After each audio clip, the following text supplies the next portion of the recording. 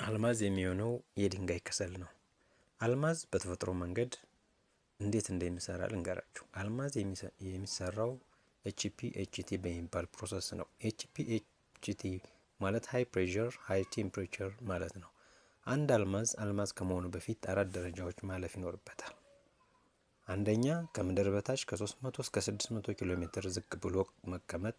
ሁለተኛ ከፍተኛ ሙቀት መታደል ከ1200 ዲግሪ ሴንቲግሬድ ቃጠሎ ውስጥ መቀመጥ።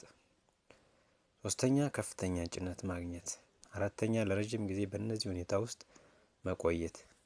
እንግዲህ አንድ የድንጋይ ከሰል ወስዳችሁ ከምድር በታች 600 ኪሎ ሜትር ብታወርዱት 1200 ዲግሪ ሴንቲግሬድ ቃጠሎ ውስጥ ብታኖሩት በከፍተኛ ፕሬሸር ውስጥ ብታስቀምጡትና ለረጅም ጊዜ በዚህ ሁኔታ ውስጥ ብትተውት ከሰሉ አልማዝ ይሆናል። ከሰሉ ወደ ዳይመንድ ይለወጣል። አንዳንዶቻችሁ በህይወታችሁ ግራ ይገባችኋል።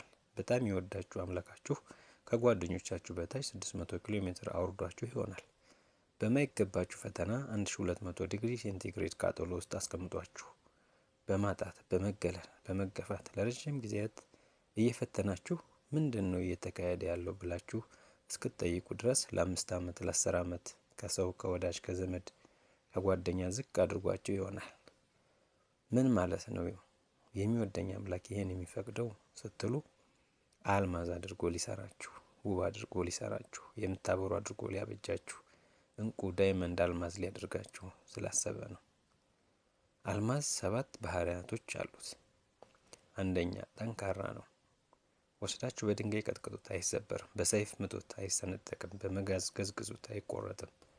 በአልማዝ ግን ብረት ይቆረጣል። በአልማዝ ግን ሰይፍ ይቆረጣል። በአልማዝ ግን ድንጋይ ይፈርሳል። አልማዝ የሚቆረጠው በሌላ አልማዝ ነው። ሁለተኛ ባህሪው የአልማዝ ባህሪ ልንገራችሁ። ከፍተኛ የማንጸባረቅ ባህሪ ያለው ሪፍራክቲቭ ኢንዴክስ ይባላል። የተቀበለውን ብርሃን መልሶ የማብራት ባህሪ ያለው ያንጸባርቃል። ሶስተኛው የአልማዝ ባህሪ የተቀበለውን የፀሐይ ብርሃን ነጩን ብርሃን ወደ ተለያዩ በርካታ ቀለማት የመበተን ችሎታ አለው። አራተኛ የአልማዝ ባህሪ ልንገራችሁ። እጅግ በጣም ንጹህ ነው። አልማዝ የሚታወቀው በንጽህነቱ ነው። አምስተኛ የአልማዝ ባህሪ አልማዝ በእሳት አይቃጠልም። አንድ ቤት ውስጥ አልማዝ አለ እንበል። የአልማዝ ያለበት ቤት ሙሉ ለሙሉ ቢቃጠል አልማዙ ምንም አይሆንም። ምንም በነበረው ቅርጹ በነበረው ንጽህናው እናገኘዋለን። የሚያስገርመኝ ስድስተኛውን የአልማዝ ባህሪ ልንገራችሁ። ወርቅ ላይ አሲድ ድፉበት፣ ወርቁ ይበላሻል። አልማዝ ላይ አሲድ አፍስሱበት፣ ምንም አይሆንም፣ አይበላሽም። የመጨረሻውና 7ኛው የአልማዝ ባህሪ በጣም ውድ ነው። በጣም ውድ የአውራ ጣትህን ራስ የምታክል ዳይመንድ አንድ ትልቅ ፎቅ ይገዛል። በጣም ውድ ነው።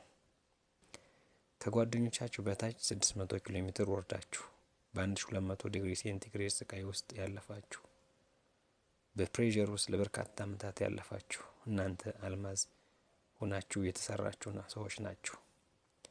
ሰዎች ጠጠር ብትመስሏቸውም አልማዞች ናችሁ። ዋጋችሁ በጣም ውድ ነው። ከተማሩ ሰዎች ይልቅ ብዙ ዲግሪ ከተሳካላቸው ሰዎች ይልቅ በመከራ ያለፉ ሰዎችን አከብራለሁ። ዋጋ የከፈሉ ሰዎችን አከብራለሁ። በስቃይ ውስጥ ያለፉ ሰዎችን አከብራለሁ። ምክንያቱም ዋጋቸው በጣም ውድ ነው።